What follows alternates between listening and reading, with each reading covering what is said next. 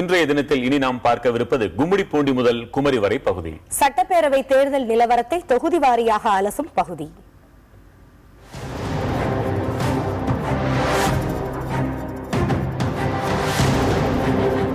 சட்டப்பேரவை தேர்தலுக்கான ஏற்பாடுகள் தீவிரமாக நடந்து வரும் நிலையில் அரசியல் கட்சிகளின் பரப்புரைகள் படிப்படியாக தொடங்கியிருக்கின்றன.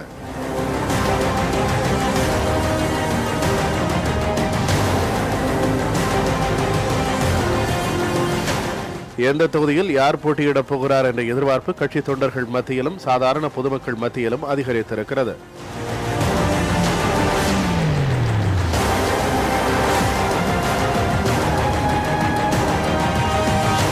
கடந்த தேர்தலில் வெற்றி பெற்றவர்களுக்கு வாய்ப்பு கிடைக்குமா, புதியவர்கள் களமிறக்கப்படுவார்களா என்பன போன்ற கேள்விகள் எல்லாம் எழுந்திருக்கின்றன. இந்த நிலையில் மக்களின் மன ஓட்டத்தை நேரடியாக அறிந்து கொள்வதற்காக நமது செய்தியாளர்கள் தொகுதி வாரியாக களமிறங்கி பணியாற்றி வருகிறார்கள். மக்களுடனான சந்திப்புகள் மூலம் எந்தெந்த அம்சங்கள் வாக்குகளை தீர்மானிக்கப் போகின்றன என்பதை அறிந்து வருகிறார்கள். அந்த வரிசையில் இன்று நாம் ஆய்வுக்கு எடுத்துக் கொண்டிருப்பது கோவை மாவட்டம்.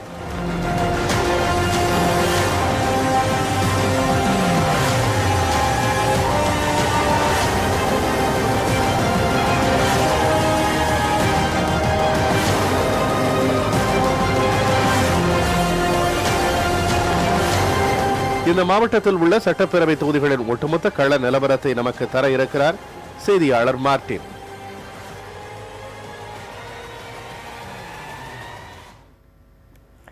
ஏராளமான தொழிற்சாலைகளை உள்ளடக்கியது கோவை மாவட்டம். அமைவிடத்தினால் வளம் கொளிக்கும் பகுதியாக விளங்கும் இம்மாவட்டத்தின் சிறப்புகளை பார்க்கலாம்.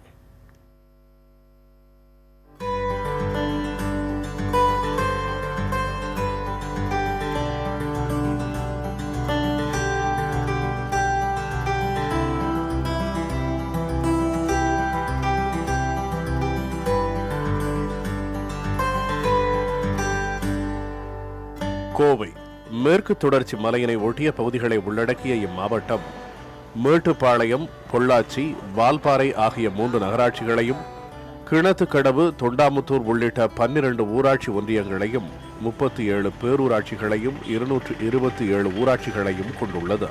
ஆழியாறு அணை, டாப் ஸ்லிப், கோவை குற்றாலம் போன்றவை அதிக சுற்றுலா பயணிகள் வந்து செல்லும் இடங்களாக இருக்கின்றன.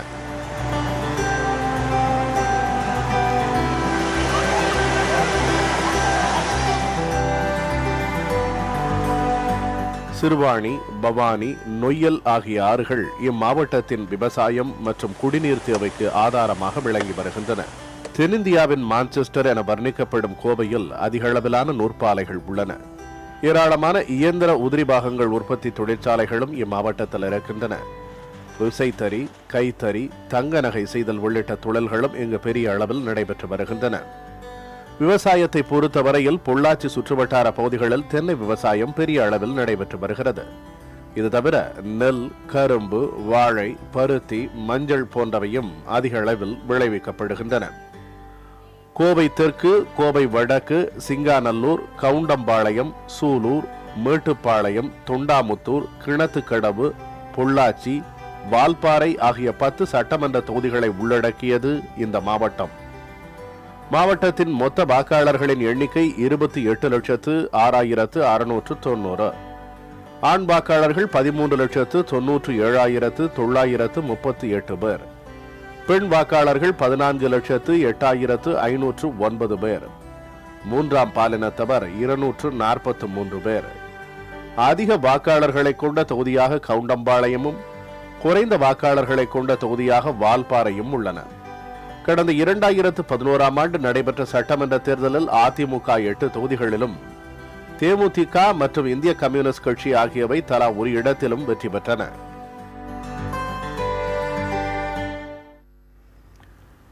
கோவை மாவட்டத்தின் முக்கிய பிரச்சனைகள் என்னென்ன, அம்மாவட்ட மக்களின் எதிர்பார்ப்புகள் என்ன, நம் செய்தியாளர்களின் கள ஆய்வில் கிடைத்த தகவல்களை இனி பார்க்கலாம். கோவை மாவட்டத்தில் உள்ள 10 தொகுதிகளிலும் அடிப்படை வசதிகளை மேம்படுத்த வேண்டும் என்பது மக்களின் பொதுவான கோரிக்கையாக இருக்கிறது. மேட்டுப்பாளையம் தொகுதியை பொறுத்தவரையில் விவசாயம் மற்றும் குடிநீர் ஆதாரமாக விளங்கும் பவானி ஆறு மாசுபடுவதை தடுக்க வேண்டும் என்பது மக்களின் எதிர்பார்ப்பாக உள்ளது. பவானி ஆறை நம்பிதான் பல இடத்துல சுத்திகரிப்பு நிலையங்களை அமைக்கப்பட்டு தண்ணீர் கொண்டு போகிறாங்களே ஒழிய. ஆனால் இப்போ மாசுபடுறது வந்து ரொம்ப அதிகமாக இருக்குது.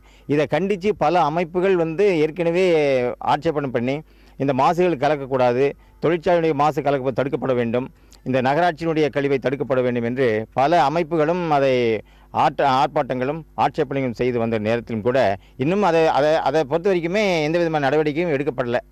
ஆனால் இப்படியே விட்டாங்கன்னா இந்த குடிநீர் ஆதாரமே வீணாக போயிடும் அப்படிங்கிறத உண்மை. இன்று மட்டுமல்ல, கடந்த 20 ஆண்டுகளாகவே இந்த பிரச்சனை நாளுக்கு நாள் அதிகமாகிக் கொண்டே இருக்கு. ஒவ்வொரு தேர்தலில் வரக்கூடிய வேட்பாளர்கள், அரசியல் கட்சிகள் வனவிலங்கு யானை பிரச்சனைக்கு நிரந்தர தீர்வு காணப்படும் என்று வாக்குறுதி கொடுத்து சென்றிருக்கிறார்கள். ஆனால் மாறாக நாளுக்கு நாள் யானை பிரச்சனையும் பாதிப்புகளும் அதிகமாகிறத ஒழிய குறையலை. ஆகவே இந்த தேர்தலாவது இதற்கு ஒரு முடிவு கட்ட வேண்டும் என்று விவசாயிகள் விரும்புகிறார்கள். இயற்கையில் மிகுந்த மேட்டுப்பாளையம் தொகுதியில் விவசாயத்திற்கும் பல லட்சம் மக்களின் குடிநீர் ஆதாரமாக விளங்கும் பவானி ஆறு பாழ்பட்டு வருவதை தடுக்க வேண்டும், வனவிலங்கு பிரச்சனைகளுக்கு நிரந்தர தீர்வு காணப்பட வேண்டும் என்பதே இப்பகுதி மக்களின் பல வருட நீடித்த கோரிக்கையாக இருக்கிறது. பொள்ளாச்சி தொகுதியை பொறுத்தவரையில் புதிய நீர்ப்பாசன திட்டங்களை செயல்படுத்த வேண்டும் என்பதும் மதிப்பு கூட்டு பொருட்களின் உற்பத்திக்கு ஊக்கமளிக்க வேண்டும் என்பதும் முக்கிய கோரிக்கைகளாக உள்ளன. 60% வேர்ல்டு ப்ரொடக்ஷன் வந்து காயம் வந்து ஆக்சுவலாக பொள்ளாச்சியில் தான் நடக்குது. அதனால் வந்து இங்கே வந்து எங்களுக்கு கிளஸ்டர்ஸ் மதிப்பு கூட்டப்பட்ட பொருள் வந்து ஆக்சுவலாக பண்ணுறதுக்கு வந்து கூட்டு குழுமங்கள் வந்து ஒரு 5 குழுமங்கள் வந்து ஹெரிட்டேஜ் கிளஸ்டராக வந்து இங்கே வாங்கணும். மத்திய மாநில அரசாங்கத்தினுடைய உதவியோடு வந்து ஆக்சுவலாக இங்கே வாங்கணும். ரெண்டாவது வந்து இங்கே அடிப்படை தேவைகள் காய இண்டஸ்ட்ரிக்குன்னு சொல்லிட்டு லேபர்ஸுக்கு, ஓனர்ஸுக்கு இதுக்கெல்லாம் வந்து சில அடிப்படை தேவைகள் அப்படிங்கிறது என்னென்னா தடையில்லா மின்சாரம், நல்ல ரோடு வசதி, கண்டெய்னர் டெர்மினல்ஸ், இதெல்லாம் வந்து ஆக்சுவலாக பொள்ளாச்சி வந்துன்னா நல்லா இருக்கும். மேல்நீராறில் கிடைக்கிற அந்த 9 TMC தண்ணீரை நல்லாறு என்கிற பகுதியில் ஒரு அணையை கட்டி அந்த நேராக ஒரு சுரங்கப்பாதை அமைத்து திருமூர்த்தி அணைக்கு அந்த மேல்நீராறு தண்ணீரை கொண்டு வந்து விட்டோம் என்று சொன்னால் 250 மெகாவாட் மின்சாரம் கிடைப்பதோடு இந்த 100 கிலோமீட்டர் தண்ணீர் சுற்றி திருமூர்த்தி அணைக்கு வருவது தவிர்க்கப்படும். வால்பாறை தொகுதியில் தொழிலாளர் பற்றாக்குறையால் தேயிலை பயிரிடும் தொழில் நசிந்து வருவதாகவும் மாற்றுத் தொழில் செய்ய வசதிகளை ஏற்படுத்த வேண்டும் என்பது மக்களின் எதிர்பார்ப்பாக இருக்கிறது. மாற்றுத் தொழில் ஒன்று அத்தியாவசியமாக இருக்குது. மாற்றுத் தொழிலாக வால்பாறையில் வந்து கொய்மலர் சாகுபடி, காளான் வளர்ப்பு, பால் பண்ணை போன்றவைகளை வந்து செயல்படுத்த அரசு அனுமதி அளிக்கணும். அப்படி செயல்படுத்தினா கொய்மலர் சாகுபடி மூலமாக வந்து ஒரு 500 பேர் 1000 பேருக்கு மாற்றுத் தொழிலாக வேலை வாய்ப்பு கிடைக்கிறதுக்கு வாய்ப்பு இருக்குது. அதே மாதிரி காளான் வளர்ப்பு, இதனாலேயே வந்து ஒரு 500 பேருக்கு வேலை வாய்ப்பு கிடைக்கிறதுக்கு வாய்ப்பு, சொந்த தொழில் தொடங்கலாம். அதனால் அது ஒரு பணப்பயிருங்கிறனால வந்து மக்களுடைய வாழ்வு வளம் வரும். மத்திய மாநில அரசுகள் வந்து இந்த வால்பாறை பகுதியை சுற்றுலா தலமாக அறிவித்து இங்கே சமீபத்தில் பார்த்து சென்றுள்ள இந்த தாவரவியல் பூங்காவும் மற்றும் போட் ஹவுஸு போன்றவர்களை இங்கே கொண்டு வந்தால், சுற்றுலா வளர்ச்சி கழகம் மூலம் கொண்டு வந்தாலும் இங்கே வியாபாரிகள் மிக சிறப்பாக ஒரு வியாபாரமும் கிடைக்கும். இந்தியாவிலிருந்தும் வெளிநாட்டு பகுதியில் உள்ள சுற்றுலா பயணிகள் இங்கே வந்து வருகை புரிவார்கள். இதேபோன்று மாவட்டத்தின் மற்ற தொகுதிகளிலும் குடிநீர் வசதி, வன விலங்குகளிடமிருந்து விவசாய நிலங்களை பாதுகாத்தல், போக்குவரத்து வசதியை மேம்படுத்துதல் போன்ற கோரிக்கைகள் நிறைவேற்றப்பட வேண்டும் என மக்கள் தெரிவித்துள்ளனர். கோயம்புத்தூர் தெற்கு தொகுதி சேர்ந்தவங்க நாங்கள். திருமால் வீதி இந்த ஏரியா வந்து 3வது மானிய தோட்டம். இந்த தெரு வந்து 3வது தெரு. இங்கே வந்து ஒரு பைப்பு தான் இருக்குது. இத்தனை ஒரு 100 வீடு இருக்குது. 100 வீட்டுக்கு ஒரே பைப்பு தான் இருக்குது. தண்ணி சரியான முறையில் வர்றதில்லை. அங்கே தண்ணி வரவங்களை கேட்டால் கான்ட்ராக்டை போய் கேளுங்கன்றாங்க. அவர் எதுவும் பதில் சொல்கிறதில்ல. கோயம்புத்தூர் நகைக்கு ஒரு சிறப்பு இருக்குது. உலக அளவில் நல்ல மதிப்பு மிக்க கோயம்புத்தூரில் தான் நல்ல நகை செஞ்சு கொண்டு வந்துட்டுருக்காங்க. ஆனால் இப்போ எல்லாம் அது குறைஞ்சிருமோன்னு பயமாக இருக்குது. அதனால் இதை இந்த அரசு உரிய நடவடிக்கை எடுத்து எங்களை ஏதாவது வழியில் காப்பாற்றணும் அப்படின்னு கேட்டுக்கிறோம். இந்த வடக்கு தொகுதியில் பார்த்திங்கன்னா நிறைய பிரச்சனைகள், பொதுமக்களுக்கு இடையூறான பிரச்சனைகள் நிறையா இருக்குது. இப்போதைக்கு இந்த மேம்பாலமெல்லாம் கட்டிகிட்டு இருக்கிறதுனால அந்த ஒரு இடத்துல இருந்து ஒரு இடம் போகிறதுக்கு ரொம்பவுமே சிரமமாக இருக்குது. அப்புறம் பாதாள சாக்கடைன்னு சொல்லி தோண்டி போட்டுறாங்க. அது ரொம்ப சிரமம். அதெல்லாம் வந்து எந்த வேலையுமே சரிவர நடக்கிறதில்ல. தொண்டாமுத்தூர் வனப்பகுதியில் இருக்கேன். இங்கே யானை தொந்தரவு ஜாஸ்தியாக இருக்குது. அகலிகள் குழி வெட்டி யானைகளுக்கு பிடிக்கிறதுக்கு இந்த வனத்துறையில் நடவடிக்கை எடுத்தாங்கன்னா ரொம்ப சிறப்பாக இருக்கும். மக்களுக்கு வந்து ஒரு பாதுகாப்பாக இருக்கும். நான் சிங்கநல்லூரில் இருக்கிறேங்க. இங்கே பாதாள சாக்கடை தோண்டி ரொம்ப நாள் ஆச்சுங்க. அது மூடுற மாதிரியும் தெரியல, சரி பண்ணுற மாதிரியும் தெரியலைங்க. போக்குவரத்து ரொம்ப இடைஞ்சலாக இருக்குது. இந்த ரயில்வே மேம்பாலமும் அதே மாதிரி தானுங்க. கட்டினாங்க, அது அப்படியே நிற்கிது. யாருமே நடவடிக்கை எடுக்கல. இது வரைக்கும் வரவும் இல்லைங்க, எட்டியும் பார்க்கல. இத்தகைய பிரச்சனைகள் மட்டுமல்லாது கட்சிகளின் வாக்குறுதிகள், வேட்பாளரின் செல்வாக்கு உள்ளிட்டவையும் தேர்தல் முடிவுகளை தீர்மானிக்கும் காரணிகளாக இருக்கும் என எதிர்பார்க்கப்படுகிறது. வரப்போகும் சட்டமன்ற தேர்தல் குறித்தும் தற்போதைய அரசியல் சூழல் குறித்தும் கோவை மாவட்ட இளைஞர்களின் எதிர்பார்ப்புகள் என்னென்ன? இதை அறிந்து கொள்ளும் விதமாக நமது செய்தியாளர் சுஜாதா அவர்களோடு நடத்திய கலந்துரையாடலை பார்க்கலாம். அரசியலுக்கு வர்றதுக்கு கல்வி தகுதி அவசியம் நினைக்கிறீங்களா? ஆமாங்க, அவசியம் தான். ஏன்னா நம்ம நாட்டை லீட் பண்ணுறவங்க எல்லா வகையான மக்கள் இருக்காங்க, எல்லாம் நாலேஜபிள் பர்சனாக இருக்கணும். கல்வி தகுதி எல்லா ஃபீல்டுக்கும் அவசியமாக இருக்கிற மாதிரி அரசியலுக்கு அவசியமாக இருந்தாலும் பட் அவசியம் கல்வி மட்டுமே அவசியம் கிடையாது. அவங்களுக்கு சமூகத்தை பற்றின நாலேஜுங்கிறது ரொம்ப முக்கியம். கல்வி கற்காத காமராஜர் வந்து சிறந்த ஆட்சி கொடுத்துருக்காரு. ஸோ கல்வி இல்லாட்டினாலும் சமூகத்தை பற்றின ஒரு நாலேஜ் இருந்தாலே போதுமானதாக இருக்கும். கண்டிப்பாக வந்து அரசியலுக்கு கல்வி அவசியம். நல்ல அறிவுள்ளவங்க வந்துட்டு வரணும், நல்ல நாலேஜாக இருக்கணும், சமூகத்தை வந்து நல்ல செழிப்பாக கொண்டு போகிறவங்க வந்து அரசியலில் உட்காரணும், நல்ல கல்வி தகுதி இருக்கிறவங்க வந்து கண்டிப்பாக வேணும். நம்ம படித்தவங்க இருந்தால் தான் நம்ம நாட்டை வந்து நல்லா லீட் பண்ண மாதிரி முடியும். இப்போ படிக்காதவங்க வந்து அவங்களுக்கு ஒன்றுமே அரசியல் எஜுகேஷனே தெரியாமல் ஒருத்தவங்களை வந்து எதுவுமே இது பண்ண முடியாது. அங்காட்டி நல்லா படித்தவங்களா தான் நம்மளுக்கு இதுக்கு தேவை. மதுவே இல்லாத மாநிலமாக மாற்றுவோம் அப்படின்னு சொல்லி வாக்குறுதிகள் கொடுக்குறாங்க. ஸோ இதை எப்படி பார்க்குறீங்க? தெரியல, இதெல்லாம் வேஸ்ட்டு தான். ஏன்னா இது வந்து இது என்ன ஸ்ட்ரைக் பண்ணுறக்கோ ஒருத்தரும் இல்லை, சும்மா வாக்குறுதி மட்டும் கொடுத்துட்டு போயிடுறாங்க. இதுக்காக ஸ்டெப் யாருமே எடுக்கிற மாதிரி எனக்கு ஒன்று தெரியும். உங்களோட சட்டமன்ற தொகுதி உறுப்பினர்கள் வந்து நீங்கள் தேர்ந்தெடுக்கும் போது எதன் அடிப்படையில் தேர்ந்தெடுப்பீங்க? அவங்க நல்லா எப்படி இருக்காங்க, எல்லாத்துக்கும் நல்லா பண்ணுறாங்களா, சேவை எல்லாமே சமுதாயத்தில் அவங்க எப்படி நடந்துக்கிறாங்க பொறுத்து தான் நம்ம தேர்ந்தெடுப்போம். அவங்களோட எஜுகேஷன் லெவல் ஃபஸ்ட்டு பார்ப்போம், அதுக்கப்புறம் தொகுதியில் என்னென்ன தேவை இருக்குது அப்படின்னு பார்ப்போம். அரசியலில் வந்துட்டு பெண்கள் வர்றதை பற்றி நீங்கள் என்ன நினைக்கிறீங்க? கண்டிப்பாக வரணும். வீட்டிலையே எல்லாத்தையும் ஆட்சி பண்ணுறவங்க அரசியலை வந்தாலும் பண்ணுவாங்கல்ல, ஆனால் சரியான முறையில் பண்ணணும். குடும்பத்தை நடத்த தெரிஞ்சவங்க தேசத்தையும் கண்டிப்பாக நடத்துவாங்க. அதனால பெண்கள் கண்டிப்பாக அரசியலுக்கு வரணும்.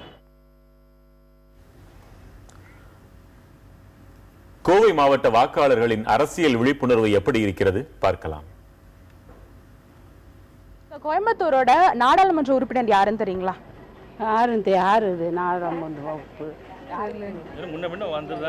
தெரியல. உங்களுக்கு கோயம்புத்தூரோட தற்போதைய சட்டமன்ற உறுப்பினர் யாருன்னு தெரியுங்களா? அதாவது உங்களோட தொகுதி சட்டமன்ற உறுப்பினர் யாருன்னு தெரியுமா? கோயம்புத்தூர்ல எத்தனை மொத்தம் தொகுதிகள் இருக்குங்க?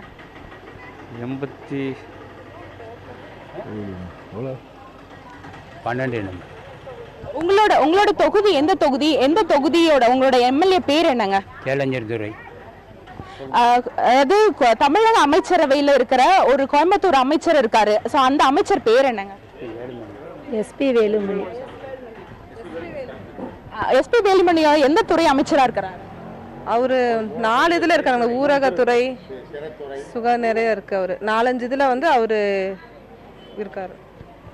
ஓ பன்னீர்செல்வத்தோ வந்து எந்த அமைச்சர் அவையில் இருக்காரு? எந்த துறை அமைச்சரா இருக்காரு? இப்போங்களா நிதி அமைச்சரா இருக்காரு. தமிழ் மாநில காங்கிரஸோட மாநில தலைவர் பேர் என்னங்க? ஜி.கே. வாசன். மக்கள் நல கூட்டணியில எந்தெந்த கட்சிகள் இடம்பெற்றிருக்கு? MDMK, விடுதலை சிறுத்தைகள், கம்யூனிஸ்ட் கட்சி. பாமகவோட சின்னம் என்னதுங்க? மாம்பழம். நோட்டா அப்படிங்கறத பத்தி உங்களுக்கு தெரியுங்களா? நோட்டா தெரியலங்க. நோட்டா பத்தி யாருக்கு ஓட்டு போட வேணாமோ அவங்க யாருக்குமே ஓட்டு போட விருப்பம் இல்லைன்னா நோட்டா போடுவாங்க. கோவை மாவட்டத்தில் உள்ள தொகுதிகளின் கள நிலவரத்தை தரும் பொருட்டு நம்மோடு இணைந்திருக்கிறார் செய்தியாளர் மார்டின். மார்டின், மாவட்டத்தின் ஒட்டுமொத்த நிலவரம் என்ன? கோவை மாவட்டத்தை பொறுத்த வரைக்கும் கோவை மாவட்டத்தில் இருக்கக்கூடிய 10 தொகுதிகளில் 4 தொகுதிகள் கோவை மாநகராட்சி பகுதிகளில் வருது. இந்த கோவை மாநகரத்தை பொறுத்த வரைக்கும் இந்த கோவை எல்லாருமே அறிந்தது தான், இது வந்து தொழில் நகரம். கிட்டத்தட்ட ஒரு நாள் ஒன்றுக்கு 2 லட்சத்துக்கு மேற்பட்ட மக்கள் வெளியூர்லேருந்து இந்த ஊருக்கு வந்து போய்கிட்டு இருக்காங்க. இந்த கோவை மாவட்டத்தில் தொழில் வளங்கள் அதிகமாக இருக்க காரணத்தால் தான் இந்த மக்கள் இங்கே வந்து செல்லக்கூடிய நிலை இருக்குது. இப்போ பார்த்தோம்னா இந்த தொழில் நகரில் இருக்கக்கூடிய மக்களோட அடிப்படை பிரச்சனைகள், சாலை வசதி, போக்குவரத்து, இவற்றை மேம்படுத்த வேண்டும். அதே நேரங்களில் இங்கே இருக்கக்கூடிய மக்கள் ஒட்டுமொத்தமாக இந்த கட்சிக்கு தான் வாக்களிப்பார்கள் என்ற நிலை கிடையாது. ஏனென்றால் மாநகர பகுதிகளை பொறுத்தவரையில் இங்கே இருக்கக்கூடிய வாக்காளர்கள் அனைவருமே இருக்கக்கூடிய சூழல்கள், அவர்கள் தொழிலுக்கு ஏற்ற வகையிலே இருக்கக்கூடிய ஆட்சியாளர்கள் செயல்படுகிறார்களா என்பதை பார்த்து தான் இவர்கள் இங்கே தங்கள் வாக்குகளை அளிப்பார்கள். அதே போல கோவையை தவிர்த்து புறநகர் பகுதிகளை பார்த்தோமானால் புறநகர் பகுதியில் இருக்கக்கூடிய பல்வேறு தொழில் சார்ந்த விவசாயம் சார்ந்த மக்களும் குறிப்பிட்ட அதாவது கவுண்டர் சமுதாயத்தை சேர்ந்த மக்கள் இங்கே அதிகமாக இருக்கிறார்கள். அவர்கள் அந்தந்த பகுதிகளில் இருக்கக்கூடிய மேட்டுப்பாளையம், வால்பாறை, பொள்ளாச்சி உள்ளிட்ட பகுதிகளிலே அங்கே நிறுத்தப்படக்கூடிய வேட்பாளரை பொறுத்து தான் இங்கே எந்த கட்சி எந்த வேட்பாளர் நிறுத்துகிறது, அந்த பகுதியிலே எந்த சமுதாயத்தை சேர்ந்தவர்கள் அதிகமாக இருக்கிறார்கள் என்பதை பொறுத்து தான் இங்கே வாக்குகள் இங்கே கிடைக்கும். இதை பொறுத்து தான் ஒவ்வொரு தேர்தலிலுமே இங்கே வெற்றி தோல்வி நிர்ணயிக்கப்படுகிறது. குறிப்பாக தொழிலாளர்கள் அதிகம் இருக்கக்கூடிய பகுதி என்பதால் கம்யூனிஸ்டுகளின் ஒரு காலத்திலே கோட்டை என்று சொல்லப்பட்டது. தற்சமயம் இருக்கக்கூடிய இன்று இணைந்திருக்கக்கூடிய கூட்டணியை பொறுத்தவரையிலே இங்கே கம்யூனிஸ்டுகள் தாங்கள் இங்கே மீண்டும் இந்த இடத்தை தக்க வைக்க முடியும் என்று கருதுகிறார்கள். அதே நிலையிலே அதிமுகவின் கோட்டை என்று வர்ணிக்கப்படுகிறது கோவை மாவட்டத்தில் இருக்கக்கூடிய 10 தொகுதிகளுமே. அது மட்டும் இல்லாமல் இங்கே இஸ்லாமிய சமூகத்தை சேர்ந்தவர்களும் அதிக அளவில் இருக்கிறார்கள். அவர்களுடைய வாக்குகளுமே எந்த பக்கம் எந்த கட்சிக்கு சாதகமாக இருக்கும் என்பதை நிற்கக்கூடிய வாக்காளர்கள் மற்றும் அவர்கள் சார்ந்திருக்கக்கூடிய கட்சிகள் எந்த கூட்டணியில் சேருகிறார்கள் என்பதை பொறுத்துதான் இங்கே இந்த கோவை மாவட்டத்தை பொறுத்தவரையிலே தேர்தல் நிலவரங்கள் முடிவு செய்யப்படும். பிரசாத், தகவல்களுக்கு நன்றி மார்ட்டின்.